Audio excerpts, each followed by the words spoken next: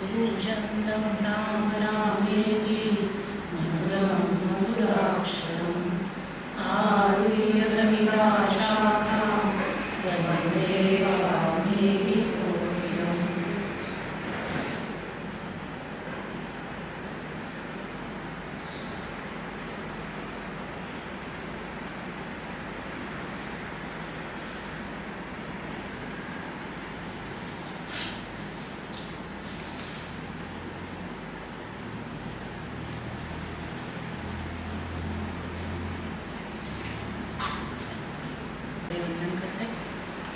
गेल्या 3 दिवसापासून आपण योग वैशिष्ट्य हा जो ग्रंथ आहे या विषयावरती जे चिंतन आहे ते मांडण्याचा प्रयत्न या ठिकाणी चाललेला आहे. काल आपण बघितलं की श्रीरामांनी जे प्रश्न विचारले सृष्टीच्या निर्मितीच्या संदर्भात त्याला वशिष्ठ ऋषींनी उत्तर दिलं. ही जी सगळी सृष्टी निर्माण होते ती त्या परब्रह्म्याचं केवळ एक कल्पना आहे, त्याच्या कल्पनेचा विलास आहे. एवढंच नाही तर ब्रह्मदेव जे आपल्याला पाहायला मिळतात ते ब्रह्मदेव त्यांना स्थूल देह नसून अतिवाहक स्वरूपाचा त्यांचा देह आहे आणि ब्रह्मदेव ही परमात्म्याची मनोसंकल्पना आहे, त्यामुळे त्यांना स्थूल देह नाही. आणि मग हा जो कल्पनामय सगळा विस्तार सृष्टीचा झालेला आहे त्या कल्पनेमध्ये पशु पक्षी प्राणी वनस्पती अनेक जीव हे भगवंताच्या कल्पनेने निर्माण झालेले आहे. त्याचीच एक कल्पना म्हणजे माणूस आहे. आणि मग माणूस जो आहे तो पुन्हा आपलं स्वतःचे स्वतंत्र विश्व तयार करतो आणि परमात्म्याने निर्माण केलेलं जे हे विश्व आहे त्या विश्वाला खरं मानतो, सत्य मानतो. म्हणून वशिष्ठ ऋषी रामांना सांगतात की जी दुनिया तुला पाहायला मिळते आहे, जी सृष्टी तू अनुभवतो आहे ती त्या परमात्म्याचा केवळ एक कल्पना विलास आहे, दुसरं काही नाही. माणूस मात्र या सृष्टीमध्ये रमतो. प्राणी पशु पक्षी नातेसंबंध व्यवहार त्याच्यामध्ये माणूस इतकं बुडून जातो की या सगळ्या कल्पनेच्या मागे असणारं जे परमतत्व आहे, सत्यतत्व आहे, ब्रह्मतत्व आहे त्याला तो विसरून जातो. एवढंच नाही तर आपल्या अंतर्यामी देखील ते सत्यतत्व आहे याचीही माणसाला विस्मृती होते, स्मरण राहत नाही. आणि म्हणून माणूस इकडे तिकडे चाचपडत बसतो. तर ही गोष्ट सांगितल्यानंतर पौरुष आणि दैव या 2 गोष्टींचीही त्यांनी चर्चा केली. दैव ही केवळ एक माणसाची मनोकल्पना आहे असं त्यांचं म्हणणं आहे. तर पौरुष याचा अर्थ सत्पुरुषांचा आणि सद्ग्रंथांचा आधार घेऊन आत्मज्ञान प्राप्त करणं याला त्यांनी पौरुष म्हणलेलं आहे. बऱ्याच वेळेला संकल्पनांचे अर्थ काळानुसार बदलत जातात. जसं पौरुष हा शब्द आत्ता पराक्रम धैर्य या अर्थाने वापरला जातो, तर त्यांनी पौरुष म्हणजे सांगितलं आहे की सत्पुरुषांचा संग निरंतर करावा, सत्शास्त्रांचा अभ्यास करावा, सत्शास्त्रांच्या अनुषंगाने आत्मज्ञान प्राप्त करून घ्यावं आणि तेच मानवी जीवनाचं एकमेव ध्येय आहे. इतर शरीरामध्ये दुसऱ्या कुठल्याही जीवांना हा पौरुष साधता येत नाही. हा केवळ आणि केवळ माणसाला साधत आहे. आणि म्हणून माणसाने हा पौरुष साधण्याचा प्रयत्न करायला हवा. दैवावरती त्याने कधीही विसंबून राहू नये. दैव ही मूर्खांची संकल्पना आहे असंही वशिष्ठांनी सांगितलं. त्यामुळे जी जी गोष्ट आपल्याला जीवनामध्ये साध्य करायची असेल ती सहजतेने आपोआप कधी घडत नाही. त्याच्यासाठी माणसाला प्रयत्न करावेच लागतात, प्रयत्नांची पराकाष्ठा करावी लागते. अशा पद्धतीने भगवान श्रीरामांचं व्यक्तिमत्व घडवण्याचं काम या योग वाशिष्ठाच्या माध्यमातून वशिष्ठ ऋषींनी केलेलं आहे. हे ज्ञान देताना केवळ त्यांना आत्मिक ज्ञान प्राप्त व्हावं, आपण कोण आहोत याची जाणीव व्हावी, एवढा एकच हेतू नाही, तर पुढे जाऊन श्रीराम अयोध्येचे राजे होणार आहे आणि एक आदर्श राजा कसा असावा यासाठी ते प्रयत्नशील आहेत. की श्रीराम हे बाह्य गुणांनी तर संपन्न आहेतच, अत्यंत पराक्रमी आहेत, शूर आहेत, शस्त्रास्त्रांनी युक्त आहेत, पण त्याचबरोबर ते पूर्ण ज्ञानीही आहेत.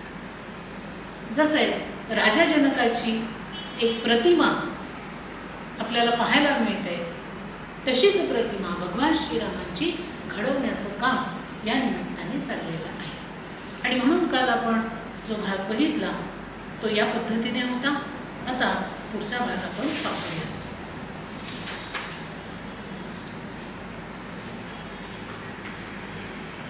वशिष्ठ ऋषी रामांना म्हणतात की सर्व विद्यांमध्ये अध्यात्मविद्या ही सर्वात श्रेष्ठ असून ज्या शास्त्रामध्ये अध्यात्मविषयक कथा प्राधान्याने असतात त्यालाच सत्शास्त्र असं म्हणतात. अनेक विद्या ह्या त्याही काळात होत्या आणि आजही आहे. अनेक प्रकारची शास्त्र त्याही काळात होती, आजही आहे. आणि या सगळ्या कलांमध्ये, सगळ्या शास्त्रांमध्ये अध्यात्मविद्या आणि सत्शास्त्र हे सगळ्यात श्रेष्ठ आहे. का श्रेष्ठ आहे? कारण याच्या अभ्यासाने माणूस जीवनातून कायमचा मुक्त होतो. परत परत त्याला या सृष्टीमध्ये यावं लागत नाही. या सृष्टीमध्ये आल्यानंतर जी दुःख भोगावी लागतात, जो त्रास सहन करावा लागतो, ज्या हाल अपेक्षा माणसाला भोगाव्या लागतात, त्या सगळ्यांपासून त्याची मुक्तता होते. किंवा जेव्हा माणूस या अध्यात्मविद्येला आत्मसात करतो किंवा हे जे सत्शास्त्र आहे ते समजून घेतो, माणसाची बाह्य मनोवृत्ती योगाभ्यासाने मोडून जाते आणि सत्शास्त्र आणि सत्संग यांच्या योगाने विवेक प्रबल होतो आणि अविद्येचा सर्वस्वी निराश होतो. माणसाचं व्यक्तिमत्व हे अंतर्बाह्य अशा दोनही पातळीवरती विकसित होणं आवश्यक असतं. मुलांचं सुद्धा आपण व्यक्तिमत्व विकसित करण्याचा जो प्रयत्न करतो तर त्यामध्ये बाह्य विकास जास्तीत जास्त केला जातो, पण मुलांच्या मनाचा, त्यांच्या बुद्धीचा, त्यांच्या वृत्तीचा, त्यांच्या चित्ताचा विकास हा फारसा केला जातो. निसर्गतःच मुलं जशी वाढतात आणि ज्या मनोभावना, ज्या वृत्ती त्यांच्यामध्ये डेव्हलप होतात त्या त्याच पद्धतीने पुढे विकसित होत जातात. पण त्यांना वेळीच विशिष्ट संस्कार दिले तर त्या वृत्तींमध्ये बदल होऊ शकतो. कारण जसं वय वाढतं मुलांचं तसं तसं अनेक दुर्गुणही वाढतात, विकार, वासनादी गोष्टीही वाढतात. मग त्यांना जर योग्य वळण दिलं तर ते व्यक्तिमत्व अंतर्बाह्य विकसित होऊ शकतं. म्हणून इथे यांनी सांगितलं आहे वशिष्ठांनी की माणसाचं बाह्य मनोवृत्ती योगाभ्यासाने मोडून जाते. बाह्य मनोवृत्ती जी माणसाची आहे ती योगाभ्यास केल्यामुळे संयमित होते. ज्याला आपण योग, नियम, आसन, प्राणायाम आदी क्रिया म्हणतो. ह्या ज्या काही गोष्टी केल्या जातात याच्यामुळे आपलं जीवनाचं जे बाह्य अंग आहे ते सुघटित घडायला मदत होते. आणि मग पुढच्या ज्या अवस्था आहेत, प्रत्याहार, धारणा आणि ध्यान, ही अंतरंग साधनं म्हटली जातात. योगाची बाह्यरंग साधनं आणि अंतरंग साधनं ही 4 सांगितलेली आहे. यम, नियम, आसन, प्राणायाम ही बाह्यांगाची साधनं आहे आणि प्रत्याहार, धारणा, ध्यान आणि समाधी ही अंतरंगाची साधनं सांगितली. तर ज्या वेळेला माणूस स्वतःला यम, नियम, आसन आदी गोष्टींनी बांधून घेतो त्यावेळेला त्याची बाह्य मनोवृत्ती ही व्यवस्थित, शिस्तीत निर्माण व्हायला लागते. आणि सत्शास्त्र आणि सत्संग यांचा अभ्यास जसा जसा तो करत जाईल तसं तसं त्याच्यामध्ये विवेक प्रबल व्हायला लागतो. चित्त स्थिर व्हायला लागतं. मन जे काही संकल्प करेल ते चांगले संकल्प करण्याकडे त्याचा ओढा निर्माण होतो. बुद्धी जो विचार करेल तो विचार योग्य असेल या पद्धतीने विवेक त्याच्या ठिकाणी निर्माण होतो. आणि या दोन्ही गोष्टींमुळे अविद्येचा सर्वस्वी निराश होतो. या दोन गोष्टी झाल्या की त्या माणसाच्या ठिकाणी अविद्या, अज्ञान, अस्थिरता या गोष्टी राहत नाही. राम त्यांना विचारतो प्रश्न की गुरुदेव, जो आपण देव सांगितला ज्याच्या ज्ञानाने मनुष्य मुक्त होतो तो कुठे असतो आणि त्याची प्राप्ती कशी होईल ते मला सांग. श्री वशिष्ठ म्हणतात की रामा, ज्या देवाचं वर्णन मी तुला करून सांगितलं तो कुठे दूर नाही, तर तो आपल्याच शरीरात कायम असतो. तोच चिन्मय आत्मा. जो परमात्मा आहे त्यालाच आत्मा असं म्हटलं जातं आणि त्याला शोधण्याकरता बाहेर कुठेही फिरण्याची गरज नाही. तो आपल्या देहातच आहे. शंकर, विष्णू, ब्रह्मदेवाचेही स्वरूप तोच आहे. त्यावरती राम परत विचारतात की मुनिवर्य, सर्व जग चेतन मात्र म्हणजे ज्ञानवान आहे. मग अशा तऱ्हेचा उपदेश करण्यापासून कोणत्या फलाची प्राप्ती होणार? म्हणजे श्रीराम प्रश्न विचारतात की तुम्ही मगाच सांगितलं की संपूर्ण जग हे चेतन मात्र आहे, सगळं चैतन्याने भरलेलं आहे आणि जे चैतन्य आहे ते मुळात कसं आहे? ज्ञानी आहे. मग जर ते ज्ञानी आहे तर मग अशा तऱ्हेचा उपदेश कशाला करायचा? याचा अर्थ सगळे लोक सुद्धा ज्ञानी असायला पाहिजे. सगळ्यांमध्ये जर तो चेतन आत्मा आहे आणि तो चेतन आत्मा ज्ञानी आहे, आनंद स्वरूप आहे, सत्य स्वरूप आहे, तर प्रत्येक माणूस हा आनंद स्वरूप आहे, सत्य स्वरूप आहे, ज्ञान स्वरूप आहे. मग हा उपदेश कशासाठी करायचा? त्यावरती वशिष्ठ उत्तर देत आहे. ते म्हणतात की राम, मी ज्ञानवान आहे ही जाणीव संसार उत्पन्न करते. अशा द्वैत भावनेपासूनच जरामरणादी भीती उत्पन्न होते आणि त्यामुळे जीवाला दुःख भोगावे लागते. त्यांनी उत्तर दिलं. ते म्हणतात की मी ज्ञानवान आहे, मी ज्ञानी आहे ही जाणीव संसार उत्पन्न करते. कारण मी त्या ठिकाणी मी आला म्हणजे तो जो आहे त्याला तो विसरला. हो ना, आपली अवस्था तीच आहे. आपण त्याला विसरलेलं आहे म्हणून सगळीकडे मी मी मी मी मी. आणि जे संत आहेत, महंत आहेत, ते काय करतात? ते मीचं अस्तित्व पुसून टाकतात आणि प्रत्येक ठिकाणी राम आहेत, कृष्ण आहेत, सद्गुरू आहेत, तो परमात्मा आहे ही धारणा त्यांची पक्की झाली असते. जसं समर्थ रामदास स्वामींचं उदाहरण सगळ्यांना माहिती आहे. ते काय म्हणायचे की राम करत आहे, मी नाही. जे काही घडतं आहे ते प्रत्येक गोष्ट राम करून घेत आहे, राम करतायत, रामांची इच्छा आहे. म्हणजे तिथे समर्थ रामदास स्वामी मी करतोय असं कधीही म्हणत. आपण म्हणतो का कधी असं राम करताय? सगळं करता करता मीच, मला सगळं करावं लागतं. इथून सुरुवात असते. तर म्हणून ते म्हणतात की ज्या ठिकाणी मी येतो त्या ठिकाणी तो विसरला जातो.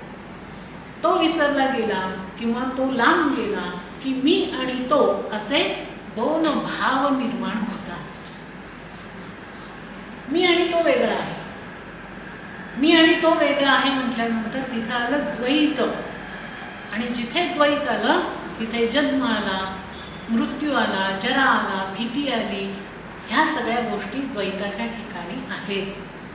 आणि हा द्वैत जितका पक्का होईल तितकं जीवाला दुःख भोगावं लागतं. म्हणून आपल्यासारखी माणसं सारखी पिडलेली असतात. थोडी म्हणून उसंत आपल्याला मिळत नाही. एक झालं की दुसरं, दुसरं झालं की तिसरं, एकामागे एक दुःखांची साखळी लागल्यासारखं आपल्याला, दुःखांची साखळी ही आपल्याला भांडावून सोडते.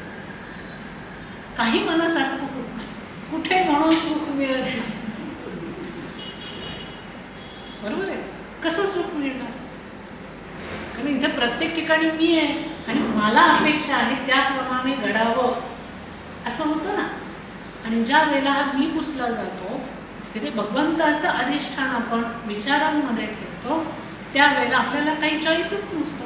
त्याची इच्छा आहे मी या अवस्थेत राहावं, मी त्याही अवस्थेत सुखी आहे, आनंदी आहे. का? कारण त्याची इच्छा आहे. जसं तुकाराम महाराजांची अवस्था आहे, इतकं दारिद्र्य घरामध्ये आहे, दुःख आहे, त्रास आहे, पण काय म्हणतात? आनंदाचे डोळी आनंद तर सुचेल का आपल्याला? इतक्या त्रासामध्ये, इतक्या कष्टामध्ये असे अभंग सुचतील? कोणाचं नाव सुद्धा सुचणार नाही त्या वेळेला. इतकं आपण भंडावून जातो की काय करू आणि काय नाही अशी अवस्था होते दुःखामध्ये किंवा विपत्तीमध्ये. तर ह्या गोष्टी होतात आणि म्हणून समाधीमध्ये स्वरूपानु होणं हीच पूर्ण स्थिती असून ती प्राप्त झाली म्हणजे माणूस शोकाच्या पलीकडे जातो. आणि म्हणून वशिष्ठ ऋषी सांगतायत की समाधीमध्ये ज्या वेळेला माणूस स्वतःच्या स्वरूपाच्या ठिकाणी स्थित होतो त्यावेळेला त्याला पूर्ण स्थिती प्राप्त होते. तिथे मग मी तू पण, तो वेगळा आहे मी वेगळा आहे हा भाव शिल्लक राहत नाही. तिथे मी जो आहे तो इरेज होतो आणि तिथे फक्त त्याचं, त्या परमात्म्याचं, ब्रह्माचं, आत्म्याचं अस्तित्व शिल्लक राहतं. आणि अशी जी अवस्था अनुभवायला येते त्या अवस्थेमध्ये माणूस शोकाच्या पलीकडे जातो. तिथे शोक, दुःख, यातना, त्रास ह्या गोष्टी शिल्लक राहतात. कारण तिथे पूर्ण शांतता आहे, पूर्ण समाधान आहे आणि तेच त्या ठिकाणी अनुभवायला येतं. ब्रह्माचं जीवाला दर्शन झालं म्हणजे त्याच्या हृदयातील अज्ञान ग्रंथी तुटतात, सगळे संशय नष्ट होतात आणि जीवाची सर्व कर्मे नाश पावतात असं मुंडकोपनिषदामध्ये सांगितलेलं आहे. ज्या वेळेला ब्रह्माचं दर्शन जीवाला होतं त्यावेळेला त्याच्या हृदयामध्ये असणारी अज्ञान ग्रंथी तुटते. अज्ञान निर्माण करणारी ग्रंथी हृदयामध्ये असते असं यांनी म्हटलं. आता हृदयामध्ये असते म्हणजे कुठे असते? तर मनात असते, बुद्धीमध्ये असते. सगळं अज्ञान कुठे आहे? शरीरामध्ये अशी ती एक नस नाही सापडत आपल्याला, काढा, कट करून टाकून द्या त्याचे. हृदय ग्रंथी म्हटलंय म्हणजे हृदयामध्ये जिथे मन आहे, बुद्धी आहे, चित्त आहे, तिथे सगळं अज्ञान आहे. आणि ज्या वेळेला जीवाला ब्रह्माचं दर्शन होतं त्यावेळेला ते अज्ञान नाहीसं होतं, सगळे संशय नष्ट पावतात, कुठलाही भ्रम मनात राहत नाही, संशय राहत नाही, शंका निर्माण होत नाही आणि जीवाची सर्व कर्म नाश पावतात. मग काही कर्म करत नाही का जीव?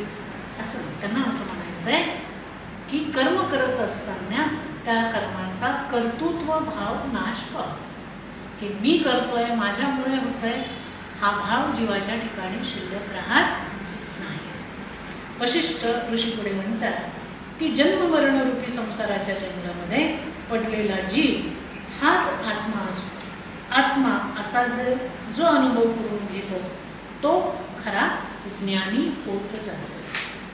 प्रत्येक जीव जन्माला येतो, त्याला मृत्यूला सामोरं जावंच लागतं, संसारामध्ये वाटचाल करावीच लागते, सगळं करावं लागतं. पण हे सगळं करत असताना तो ज्या वेळेला आत्म्याचा अनुभव करून घेतो त्यावेळेला तो ज्ञानी होतो. म्हणजे याचा अर्थ असा झाला की बाकी सगळं काही करत असताना आपल्याला साधना केली पाहिजे, ज्ञानप्राप्ती करून घेतली पाहिजे. माझा संसार झाल्यानंतर मी करेन, संसारातून मोकळं झाल्यानंतर करेन, मुलांची लग्न कार्य झाल्यानंतर मी करेन, अशी कारणं देता कामा लवकरात लवकर सुरुवात करावी आणि लवकरात लवकर आत्मज्ञान करून घ्यावं. जीव, संसार वगैरे नाहीच, केवळ एकमेव परमात्मा आहे असं ज्ञान झालं म्हणजे मनुष्य दुःख परंपरेतून मुक्त होतो. पुन्हा त्यांनी तेच सांगितलं आहे की सगळ्या दुःखाचं कारण जे आहे ते अज्ञान आहे. आणि अज्ञान आहे याचा अर्थ विपरीत ज्ञान माणसाला आहे. ज्याला तो सत्य समजतो आहे ते सत्य नाही. म्हणजे जसं आपण शरीराला सत्य मानतो, शरीराला सर्वस्व मानतो, धन संपत्ती प्रतिष्ठा याला खूप महत्त्व देतो, तर या गोष्टींना महत्त्व नाही. या बुडबुड्यासारख्या आहेत, आत्ता आहेत नंतर नाही. म्हणजे जन्माला आलो त्यावेळेला सगळं आपण बरोबर आणलेलं नाही आहे, काहीच आणलेलं नाही आहे. अंगावर वस्त्र पण नसतात, येताना सगळं इथं मिळतं. आणि त्यामुळे जे इथं मिळतं त्याच्यामध्ये किती जीव घालायचा, एक विशिष्ट लिमिटपर्यंत ठीक असतं. नंतर मात्र त्याच्या पलीकडे असणारं हे जे आत्मिक जीवन आहे, या आत्मिक जीवनामध्ये आपण रमायला हवं असं त्यांना सांगायचं. पुढे ते म्हणतात की जग हे ब्रह्म आहे, ब्रह्मामध्ये अनंत जग भासतात आणि ती वस्तुतः चित्रूपच असतात. हे जे जग आपल्याला दिसतं हे ब्रह्मच आहे, ब्रह्माची ती एक कल्पना आहे. आणि ब्रह्मामध्ये अनंत जग भासतात. आता ज्या जगामध्ये आपण राहतो तेच जग फक्त नाही आहे, अनेक जग आहे, अनेक सृष्टी आहे, अनेक ब्रह्मांड आहे. त्यामुळे फक्त ब्रह्मदेवाने किंवा त्या परमात्म्याने आपल्यालाच निर्माण केले असं, तो सातत्याने सृष्टी निर्माण करतच असतो. त्यामुळे त्या ब्रह्मामध्ये अनंत जग ही भासतातच आणि ते सगळे वस्तुतः चित्रूपच असतात, चिन्मय स्वरूपच असतात, भगवत स्वरूपच असतात. ब्रह्मदृष्ट्या जग निर्मळच आहे. परब्रह्माने निर्माण केलेलं हे जग असल्यामुळे ते निर्मळच आहे, स्वच्छ आहे. फक्त ज्या वेळेला माणूस त्याच्याकडे पाहतो त्यावेळेला त्याची दृष्टी जी आहे ती निर्मळ नसते. विषय, विकार, वासना आदी गोष्टींनी माणसाची बुद्धी, माणसाची दृष्टी ही भरलेली असते. आपल्याकडे म्हटलं जातं ना की जशी वृत्ती तशी दृष्टी, आणि जशी दृष्टी तशी सृष्टी. जशी दृष्टी असेल तशी सगळी सृष्टी आपल्याला दिसते. मुळात सृष्टी तशी असते का? नसते. आपण जशी पाहतो तशी ती आपल्याला दिसते. आणि म्हणून ते म्हणतात की ब्रह्मदृष्ट्या हे जग निर्मलच आहे, पण त्यात मूर्त द्रव्यांचा लवलेशही नाही. हा सिद्धांत सांगण्याकरता तुला एक मंडपाख्यान, त्यालाच लीलाख्यान असं म्हणतात, ते मी सांगतो असं वशिष्ठ म्हणतायत. आणि इथे आख्यानाला सुरुवात होती आहे. ते म्हणतात की एक पद्म नावाचा विवेकशील राजा होता आणि लीला नावाची त्याची अत्यंत सुंदर पतिनिष्ठ अशी भार्या होती. लीला आणि पद्मराजा यांचं दोघांचं एकमेकांवरती अतिशय प्रेम होतं. अतिशय प्रेमाने त्यांचा संसार चालला होता. राजाचा संसारही चालला होता आणि राज्यही पाहण्याचं काम चाललेलं होतं. तर एकदा लीलेला असं वाटलं की आपल्या पतीचं निधन झालं तर तो आपल्याला सोडून निघून जाईल, पण असं होता कामा नये. आपली दोघांची कधीही ताटातूट होता कामा नये. आणि म्हणून तिने काही ब्राह्मणांना विचारलं की प्राणांहून प्रिय असणारा माझा जो पती आहे त्याला मृत्यू येणार नाही अशी काहीतरी व्यवस्था मला सांगा. असं एखादं व्रत सांगा, काही तप करायचं असेल तर सांगा, काही जप करायचा असेल तर सांगा, पण माझी अशी इच्छा आहे की त्याला मृत्यू येऊ नये. आता या प्रश्नाला काय उत्तर देणार? मृत्यू हा अटळ आहे प्रत्येकाला, प्रत्येक जीवाला. अगदी देवता सुद्धा इथे आल्या त्या सुद्धा मृत्यूच्या दाराने निघून गेलेल्या आहेत. त्यामुळे सगळे ब्राह्मण शांत बसले. मग तिने देवी सरस्वतीची उपासना केली, जप केला, सदाचाराचं पालन केलं आणि अनेक वर्ष तिने ते अनुष्ठान केलं. तिच्या त्या अनुष्ठानाने सरस्वती देवी तिला प्रसन्न झाली आणि तिच्या पुढे उभी राहिली. तिला म्हणाली की मी तुला 2 वर देते, तुला काय हवं ते तू मागून घे.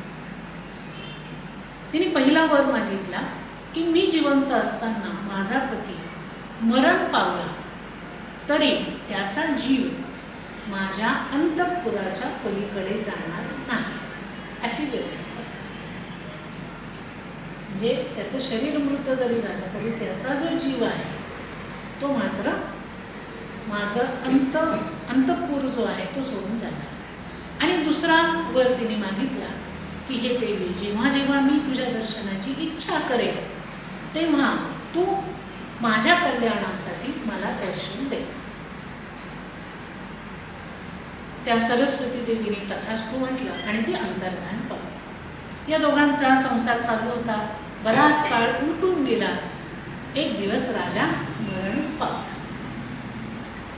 तो मरण पावल्याबरोबर लीलेने काय केलं, त्याची जी पत्नी होती तिने भगवती सरस्वतीचं स्मरण केलं.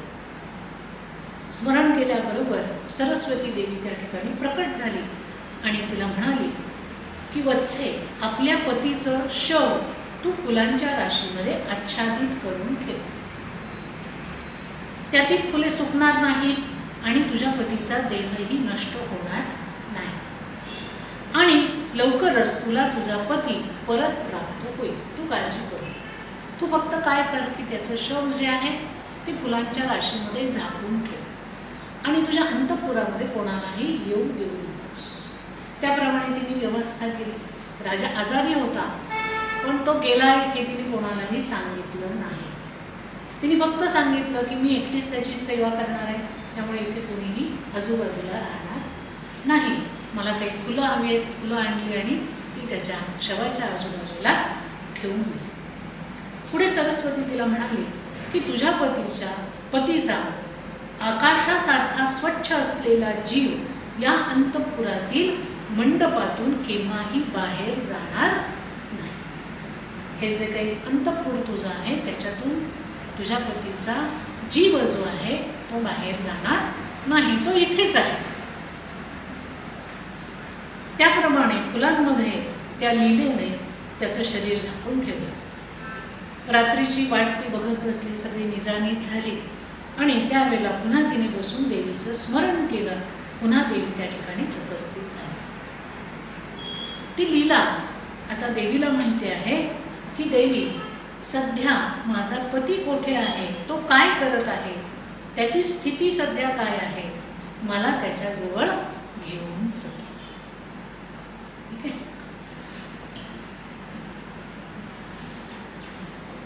म्हणजे त्याचा जो जीव आहे जो त्या अंतःपुरातच आहे तो काय काय करतो आहे, त्याची अवस्था काय आहे, तो काय विचार करतो, कुठल्या भावना त्याच्या मनामध्ये आहे, हे सगळं मला बघायचं आहे. क्युरियोसिटी.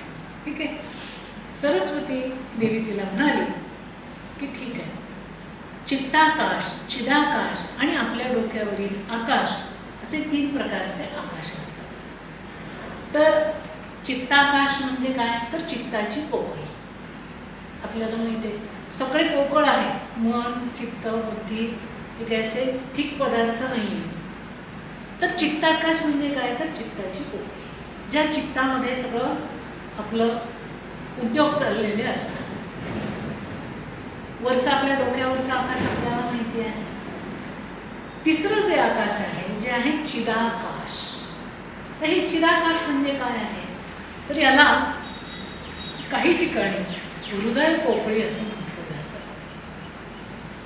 आपल्या हृदयापासून ते कंठापर्यंत मधला जो भाग असतो, स्पेस असते, तिथे एक पोकळी असते आणि ती जी पोकळी आहे त्या पोकळीला चिदाकाश असं म्हटलं जातं. इव्हन जे ध्यान लावलं जातं हृदयाच्या ठिकाणी आणि त्या ध्यानामध्ये ध्यानातून पुढे समाधीत जातात आणि समाधीमध्ये जे काही अनुभव घेतले जातात ते त्या चिदाकाशामध्ये घेतले जातात. लक्षात आलं? हा शब्द लक्षात ठेवायचा आहे. हा सारखा सारखा आहे ना, हे आधीच सांगितलं. तर तो चिदाकाश. तर ती म्हटली की तू आता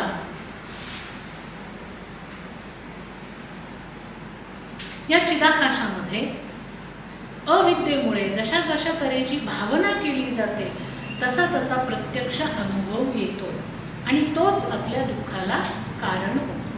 हे जे काही चिदाकाश आहे याच्यामध्ये सगळ्या प्रकारच्या आपल्या ज्या भावना, इच्छा, आकांक्षा, अपेक्षा ह्या ज्या काही आपण केलेल्या असतात त्याची नोंद तिथे आणि प्रत्यक्ष नाही पण भावनेने आपण त्या सगळ्या गोष्टींचा अनुभव घेत असतो आणि म्हणून जीव दुःखी होतो असं ती म्हणते. आपली वृत्ती एका ठिकाणाहून दुसऱ्या ठिकाणी जाण्याच्या दरम्यान जी मधली स्थिती असते, जो क्षणभर असा कालावधी असतो, त्या कालावधीमध्ये ते चिदाकाश स्फुरण पावत असते. किती अभ्यास केलाय पहा. आपली एक वृत्ती एका ठिकाणाहून दुसऱ्या ठिकाणी जाते, म्हणजे एक वृत्ती मनातली संपली आणि दुसरी वृत्ती सुरू झाली हे तर आपल्याला कळत पण नाही.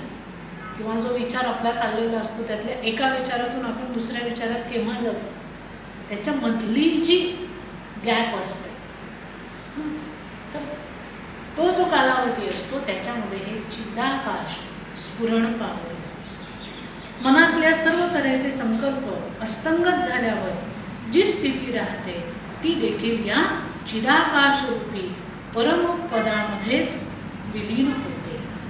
दोन्ही गोष्टीचे अनुभव तिथे येतात. संसारिक जीवनाचे अनुभव पण तिथे येतात आणि ज्या वेळेला मनातले सगळे संकल्प थांबतात, समाधी लागते, समाधीमध्ये येणारे जे अनुभव असतात ते सुद्धा त्याच ठिकाणी येतात असं ती म्हटली. आणि सरस्वती देवी अंतर्धान पावली. लीला तिच्या कृपेने आपोआप एकाग्र झाली आणि निर्विकल्प समाधीमध्ये गेली. निर्विकल्प समाधीमध्ये स्थिर झाली. एका क्षणात अंतःकरणासहित स्थूल देहाचा त्याग करून तिने चिदाकाशामध्ये प्रवेश केला स्वतःच्या. ठीक आहे. पती आणि मग प्रवेश केल्याबरोबर तिला तिथे काय दिसलं तर आपला पती सिंहासनावर बसलेला असून त्याच्या सभोवती अनेक राजे, मुनी, विप्र, ऋषी बसलेले तिने बघितले. त्या आकाशामध्ये मंडलिक राजे राजाच्या आज्ञेचे पालन करण्यासाठी उत्सुक होते. वेगवेगळ्या दिशांच्या दरवाजातून वेगवेगळ्या गोष्टी घडत असलेल्या तिने पाहिल्या. त्या चिदाकाशामध्ये तिने असं सगळं जे वर्णन आहे आता आपण बघितलं ते सगळं तिने बघितलं. तिथे ते चित्र तिने बघितलं.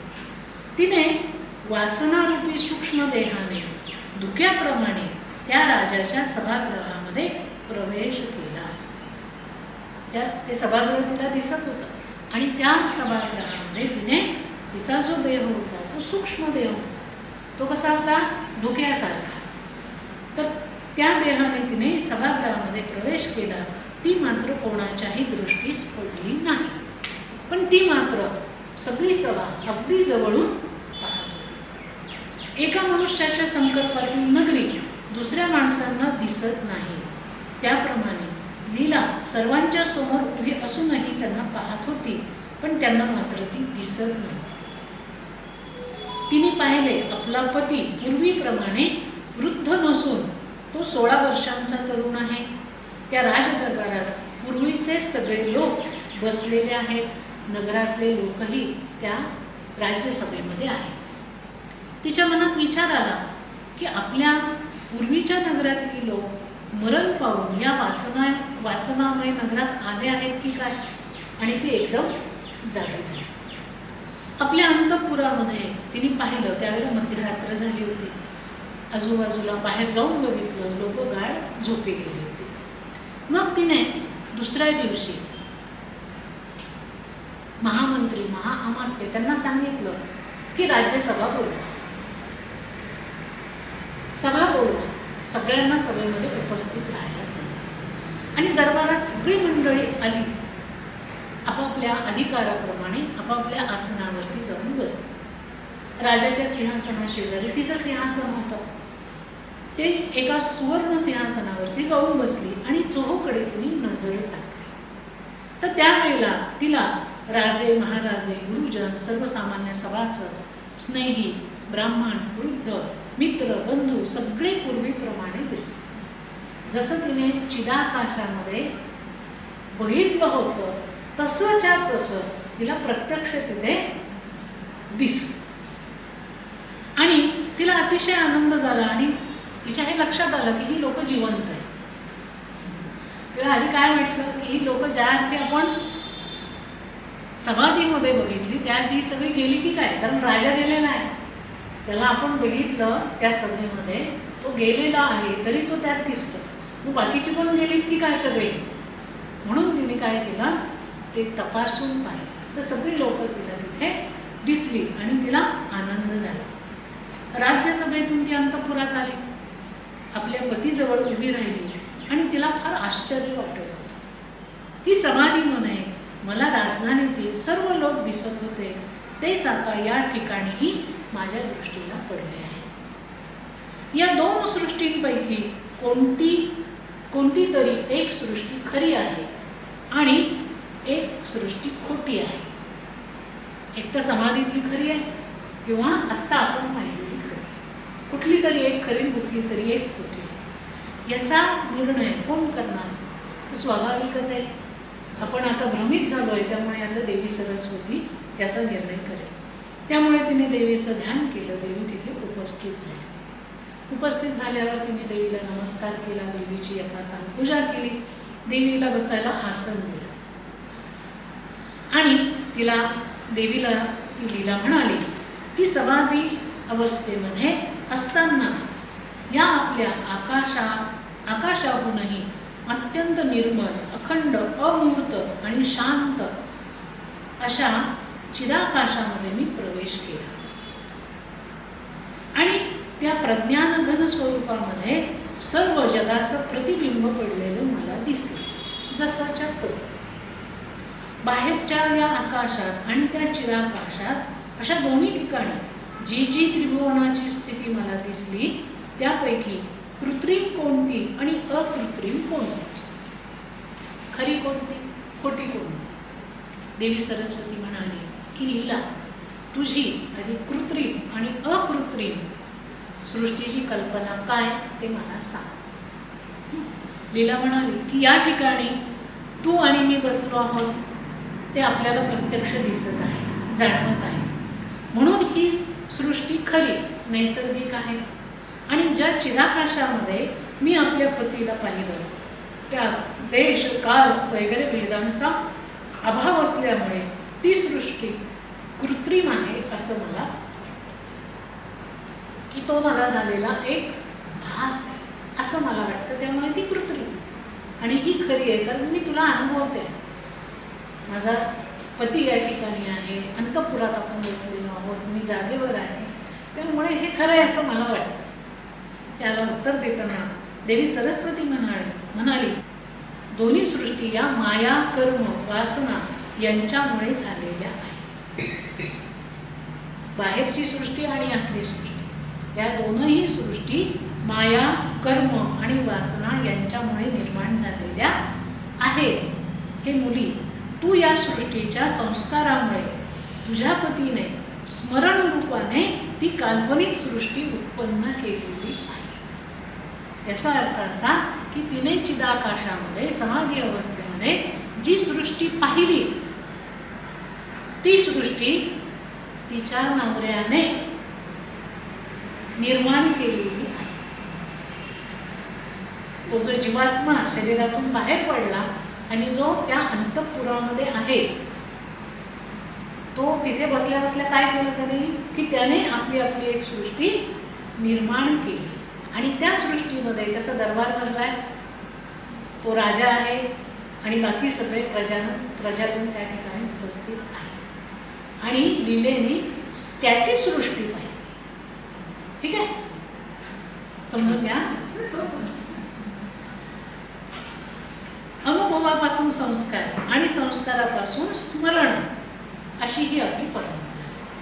म्हणजे आपल्याला जीवन जगत असताना जे जे अनुभव येतात ते अनुभव आल्यानंतर त्याचं स्मरण आपल्या बुद्धीमध्ये काही प्रमाणात राहतं आणि ते स्मरण झालं, ते पक्क झालं की ते पुन्हा जागृत होतं आणि त्याची परंपरा पुढे कंटिन्यू होत राहतो. म्हणून तो जो सर्ग आहे, ज्याप्रमाणे तो मिथ्या आहे असं तुला वाटतं आहे, पण तो सर्ग म्हणजे ती सृष्टी जी काही राजाने निर्माण केलेली आहे, ती राजाने पूर्वी अनुभवलेल्या संस्कारांचं स्मरणरूप कार्य आहे. ते सगळे राजाचे संस्कार आहे. कारण पूर्वी राजा असाच आपल्या राजदरबारात बसत असे, राज्यकारभार करत असे, तर राजाच्या बुद्धीमध्ये जे काही स्मरण होतं त्या घटनेचं, ते त्यांनी आता परत बघायला सुरुवात केली आणि तो ते बघितलंस. म्हणून आपल्या दृष्टीने तो सर्ग जो आहे तो खोटाच आहे, कारण तो राजाच आहे.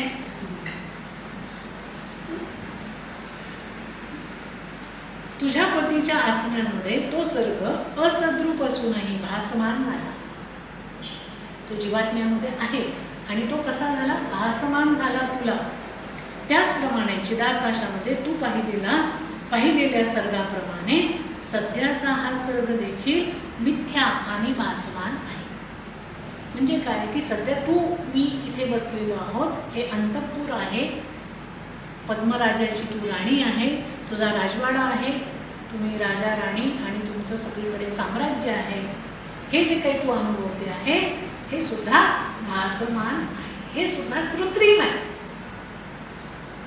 ती पुढे म्हणते की बाळा, स्वप्नातील भ्रामक सृष्टीप्रमाणे या जगताचा भ्रम पूर्व संस्कारांमुळे कसा भासमान होतो ते ऐक.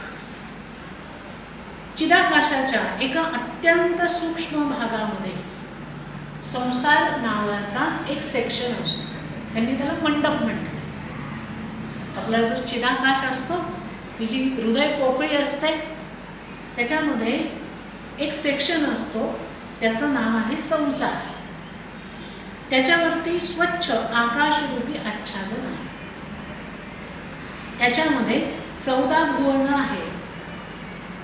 त्याच्यामध्ये स्वर्ग आहे, मृत्यू आहे, पाताळ आहे, सूर्य आहे. त्यात माणसांची गजबजलेली वस्ती आहे. ब्रह्मदेवाच्या संततीचा त्यात विस्तार होतो. म्हणजे त्याच्यामध्ये देव आहे, दानव आहे, माणूस आहे. हे सगळं आपल्या चिदाकाशामध्ये एका सेक्शनमध्ये सगळ्यांच्या असतंच. बाय फॉर सगळ्यांचं असतं. ठीक आहे. आणि त्या ठिकाणी ह्या सगळ्या गोष्टींच्या लीला चालतात त्या चिदाकाशात. अशा तऱ्हेने या मंडपाच्या एका कोपऱ्यात पर्वताप्रमाणे भासणाऱ्या मातीच्या ढेकळावर एक गाव वसलेलं असून त्याच्या भोवती अरण्य आणि पर्वत विस्तारलेले आहेत. तिथे नद्यांचे प्रवाह वाहत आहेत. अशा त्या पर्वतावरील गावामध्ये एक ब्राह्मण राहत होता. त्याच्या घरी पुष्कळ दूध दुभते होते. तो निरोगी होता. त्याच्या कुटुंबामध्ये त्याची पत्नी होती आणि त्याचा मुलगा होता. तो ब्राह्मण धर्मपरायण होता, अतिथींचा सत्कार करणारा होता आणि अत्यंत दक्ष होता. त्याचा वेश, त्याची क्रिया, त्याचं वय, त्याचं ज्ञान, ह्या सगळ्या गोष्टींचं वैभव वशिष्ठ मुनींसारखं होतं. आणि विशेष म्हणजे त्या ब्राह्मणाचं नावही वशिष्ठ. आणि त्याची जी पत्नी होती तिचं नाव अरुंधती होतं. ती पण अत्यंत सुशील होती, प्रेमळ होती आणि एकमेकांवर त्यांचं अतिशय प्रेम होतं. त्या दोघांमध्ये फक्त जीवनमुक्त स्थिती नव्हती, संसारी होती. दोघांचं एकमेकांवर प्रेम होतं. एक दिवस असा झाला की तो वशिष्ठ ब्राह्मण पर्वताच्या शिखरावर बसला असताना त्याची नजर पर्वताखाली मृगये करता आलेल्या राजावरती गेली. मृगया करण्याकरता, प्राण्यांची शिकार करण्याकरता एक राजा त्या पर्वताच्या खाली आला आणि हा पर्वतावरून राजा आणि राजाचं सगळं ऐश्वर, त्याचा मान सन्मान हे सगळं पाहत होतं. आणि हे सगळं पाहिल्यानंतर त्याच्या मनामध्ये विचार घोळू लागले की हे सैन्य, रथ, हत्ती, घोडे, पताका, छत्र, चामर, हे राजवैभव मला प्राप्त होऊन माझी कीर्ती दश दिशांना पसरेल का? मला मिळेल का? कल्पना करायला काय जातं? प्रत्यक्षात केव्हा होईल ते होईल, कल्पना होतं का? म्हणून त्यांनी मोठी कल्पना केली. असे विचार त्याच्या मनामध्ये बरेच दिवस घोळले. म्हणजे काय झालं, त्याने विचार केला, त्याचं स्मरण त्याच्या बुद्धीमध्ये कायम राहील. पक्का ठसा तो उमटला.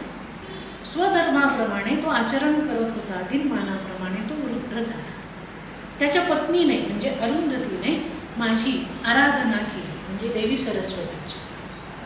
तिच्यावर मी प्रसन्न झाले आणि तिने वर मागून घेतला की हे देवी, माझा पती मरण पावला तरी त्याचा जीव या मंडपातून बाहेर जाऊ नये. माझ्या घरामध्येच त्याचा जीव राहावा, त्याचा जीव बाहेर जाऊ नये, असं त्या अरुंधतीने माझ्याकडे मागणं मागितलं. पुढे काही काळ लोटल्यानंतर तो ब्राह्मण मृत्यू पडला. नंतर मी दिलेल्या वरामुळे तो आपल्या घरामध्ये जीवाकाश रूपाने राहिलेला. तो जो ब्राह्मण आहे तो मृत्यू पावला, पण त्याच्या पत्नीला मी वर दिलेला असल्यामुळे तो त्याच्या छोट्याशा घरामध्ये अजूनही जीवस्वरूपात आहे.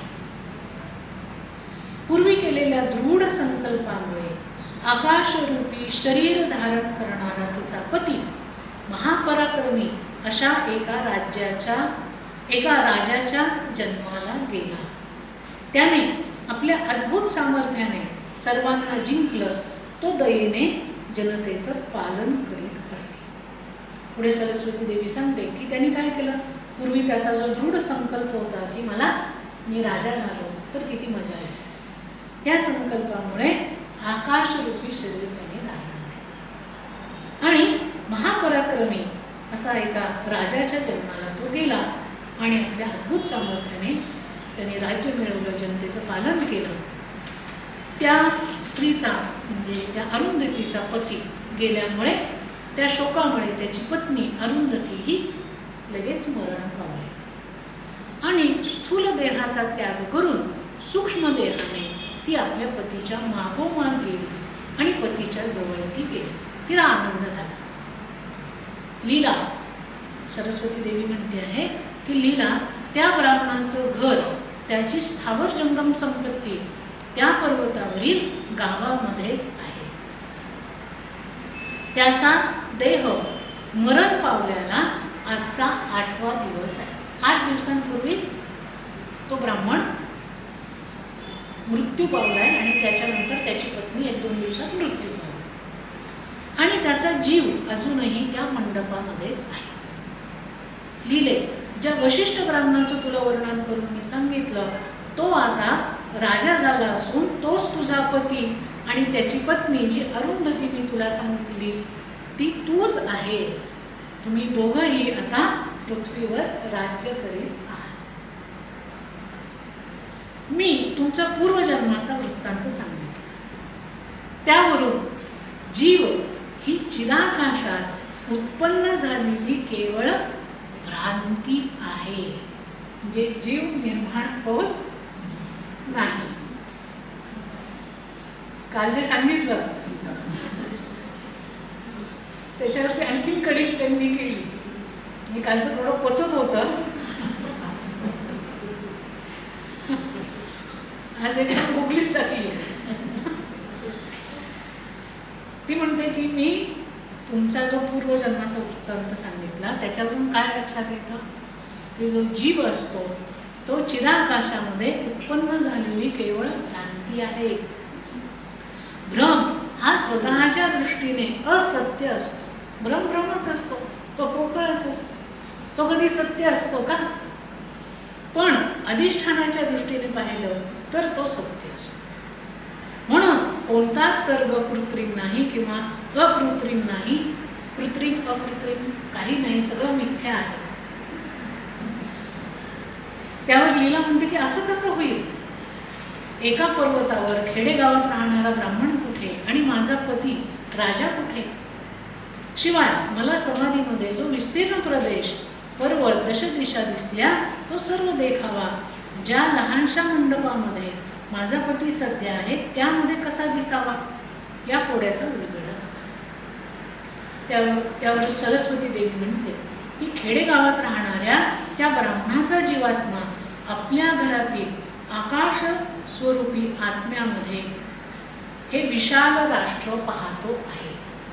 म्हणजे हे प्रत्यक्ष राष्ट्र नाही, तो ब्राह्मण त्याचा जो जीवात्मा आहे तो त्याच्या चिदाकाशामध्ये हे विशाल असं राष्ट्र पाहतोय. त्याच्याबरोबर आपली सुविद्य पत्नी पाहतो आहे, राजकारभारी सगळा जो काही पुढचा संसार त्यांनी मांडलाय तो सगळा तिथे पाहतो आहे ब्रह्माने. परंतु तुम्ही पूर्वीच्या जन्माची स्थिती आता विसरला आहात आणि सध्याची स्थिती तुम्हाला खरी वाटू लागली आहे. लिहिले मृत्यूची स्थिती म्हणजे एक प्रकारची स्वप्न स्थितीच आहे. ती म्हणते की मृत्यू ज्या वेळेला येतो त्यावेळेला एक प्रकारचं स्वप्न पडल्यासारखीच अवस्था असते. ज्याप्रमाणे जागृतीमधील संस्कार स्वप्नात प्रत्यक्ष भासू लागतात, जागृतीमध्ये भासू लागतात, त्याप्रमाणे मृत्यूनंतर ज्या वेळेला आपण जागे असतो ते स्वप्नामध्ये आपण बघितलं तर आपल्याला ते खरं वाटायला लागतं. स्वप्नात ज्या गोष्टी प्रत्यक्ष पाहतो त्याच परत स्वप्नात बघितल्या तर स्वप्नातही त्या खऱ्या आहेत असं आपल्याला वाटायला लागतं. त्याप्रमाणेच मृत्यूनंतर जीवात्म्याची स्थिती होते.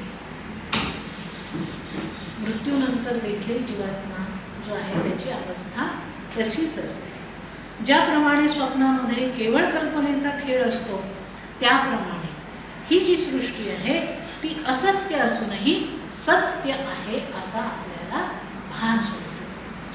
कारण चैतन्याचा जो स्वभाव आहे त्या एका असत्य सृष्टीच्या संस्कारामुळे नवीन असत्य सृष्टी भासमान होते. हा चैतन्याचा स्वभाव आहे. एका असत्य सृष्टीच्या संस्कारामुळे नवीन असत्य सृष्टी भासमान होते. तुझं हे राजमंदिर त्या ब्राह्मणाच्या घरातील आकाशामध्ये वास्तविक स्थित आहे हे लक्षात ठेव. तसेच ही सृष्टी मिथ्या असून हे केवळ चिदाकाशच आहे, हे खरं नाही. त्या ब्राह्मणाचा जीवात्मा तसेच समुद्र आणि अरण्य यांनी युक्त असलेली अफाट पृथ्वी त्या ब्राह्मणाच्या घरातील आकाशामध्येच आहे.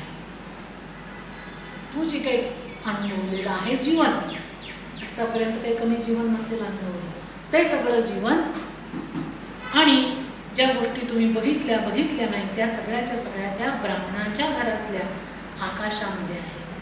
आणि तुला जशी ही सृष्टी डोळ्यांनी दिसते आहे तिच्यामध्ये त्या ब्राह्मणाचे घर अजूनही जसेच्या तसे आहे. या जगाचा अफाट पसारा जीवाकाशाच्या लहानशा परमाणूमध्येही भासतो. जीवाकाश मुळात जीव आणि जीवाकाश म्हणजे मन, बुद्धी, चित्त, अहंकार यांचं मिळून जे एक आकाश पोकळी तयार होते त्याला म्हणतात जीवाकाश.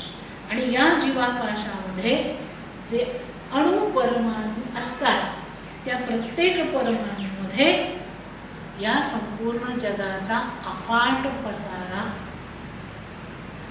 व्यापलेला असतो. कितपत कळेल? चिदात्म्याच्या प्रत्येक परमाणूमध्ये हजारो जगं भरलेली आहे. चिदात्मा जो आहे, चित आत्मा जो आहे, परमात्मा जो आहे, त्याचे जे परमाणू आहेत त्या एकेका परमाणूमध्ये हजारो सृष्टी, हजारो जग भरलेलं आहे. हजार. लीला म्हणते की देवी पण तो वशिष्ठ ब्राह्मण मृत झाल्याला आता 8 दिवस झाले आहेत असं तू म्हणालीस आणि आम्ही तर या ठिकाणी जन्माला येऊन कितीतरी काळ लोटलाय, हे कसं शक्य? तो तर आत्ता गेलाय, 8च दिवस झाले आणि आम्ही जन्माला येऊन आम्ही आता वृद्ध झालो आहोत, 70-80 वर्षाचं जीवन आम्ही जगलो आहोत, तर हे कसं शक्य? देवी सरस्वती म्हणते की बाळ, या माईक सृष्टीमध्ये देशाचा विस्तार जसा परमाणूमध्ये दिसतो त्याप्रमाणे काळाचा विस्तारही थोड्याशा काळात भासमान होतो. कमी कालावधीमध्ये सुद्धा जास्त काळाचा भास होतो. कारण जगताच्या कल्पनेप्रमाणे देश काल याही केवळ कल्पनाच आहेत. मी तू ह्या कल्पनांच्या जाळ्यात गुरफटून गेल्यामुळे ज्यांना जन्म प्राप्त झालेला आहे त्यांनाच क्षणकल्पादी कालभेदाचा भ्रम होतो. जे जन्माला आलेले आहेत त्यांनाच काळाचं भ्रम होतो असं त्यांनी. जे आपण सगळे काळामध्ये बांधलेलो आहोत, ओके, अवस्थांमध्ये बांधलेलो आहोत, तर त्यांना असं म्हणायचं की काळ देश ही सुद्धा केवळ एक कल्पना आहे. आणि कालच आपण बघितलं की या सगळ्या कल्पना त्या परमात्म्याच्या आहेत. आणि म्हणून आता हा भ्रम कोणत्या क्रमाने होतो याचं मी वर्णन करते. मिथ्या मरणरूपी मूर्छनेचा क्षण मात्र अनुभव घेतल्यानंतर, म्हणजे माणूस मृत्यू पावल्यानंतर मृत्यूचा जो एक क्षण मात्र असा अनुभव जीव घेतो, तो घेतल्यानंतर जीवाला आपल्या पूर्वजन्माचा आणि कर्माचा विसर पडायला लागतो आणि त्याला दुसरा देह भावनेमुळे दिसू लागतो. तो जी काही भावना करतो त्या भावनेमुळे त्याला दुसरा देह दिसायला लागतो. तो नवा देह आपला आधार आहे असं त्याला वाटतं आणि तो त्याच्यामध्ये राहतो. मग त्याचे हात पाय वगैरे सगळे अवयवांनी युक्त असलेला देह हा माझा आहे अशी दृढ भावना तो करतो. आणि जशी तो भावना करतो त्या तऱ्हेचा देह बनलेला त्याला अनुभवायला येतो. तसेच माता पिता आप्तबंधव, शरीराच्या बाल्य तारुण्यातील अवस्था अशा विविध तऱ्हेचे लक्षावधी संकल्प जीव करू लागतो. आणि केलेले संकल्प जे आहेत ते इतके दृढ असतात की ते प्रत्यक्ष तयार झाले आहेत अशी त्याची कल्पना होते. अशा रीतीने चित्तामध्ये संसाराची उत्पत्ती होत असली, हा सगळा संसार किंवा आपण आपल्याला जे काही तयार करतो हे आपल्या चित्तामध्ये तयार होतं.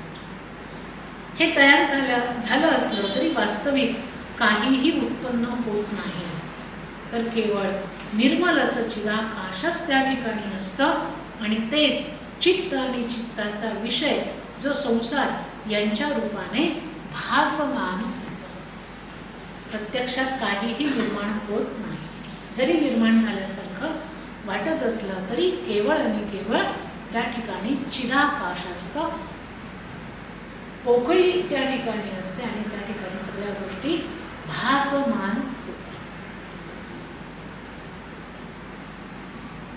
ज्याप्रमाणे पाण्यावरील तरंग पाण्याहून भिन्न नसतात, त्याप्रमाणे विश्व उत्पन्न झालं असं भासलं तरी वस्तुतः ते उत्पन्न झालेलं नाही व त्याचा केव्हा नाशही होत नाही. कारण विश्व हे स्वतःच नाही, हे विश्व म्हणजेच एक भास. काल आपण हे सगळं बघितलेलं आहे.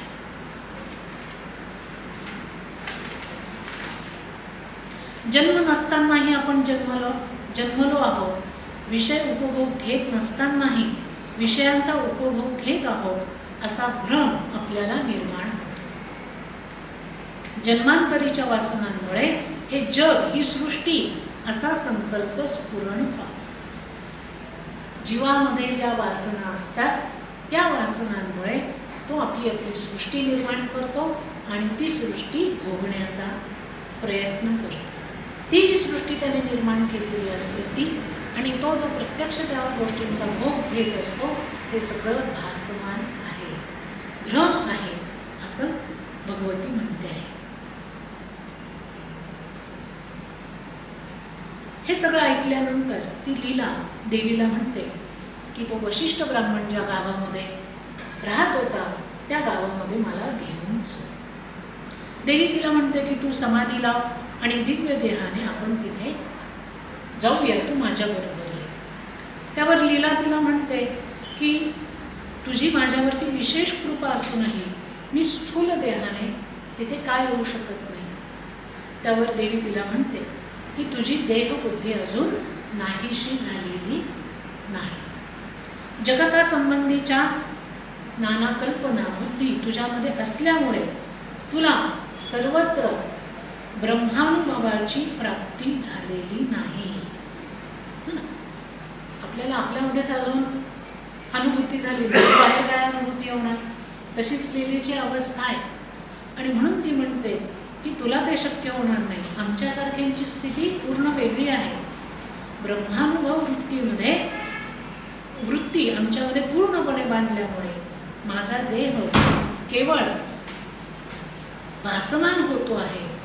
तो निव्वळ चिदाकाश रूप आहे. मला आत बाहेर सर्वत्र ब्रह्मच अनुभवायला येतो. आणि म्हणून या देहाने मी पाहिजे तिथे जाऊ शकतो. माझा देह जो आहे तो कसा आहे? ब्रह्मानुभव घेतल्यामुळे निव्वळ चिदाकाश रूप आहे. कारण मला सगळीकडे ब्रह्मानुभव होतो.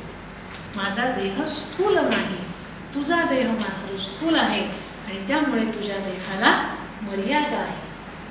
त्यामुळे तू समाधीला आणि चिदाकाश देहाने तू माझ्याबरोबर चल असं ती तिला सांगते.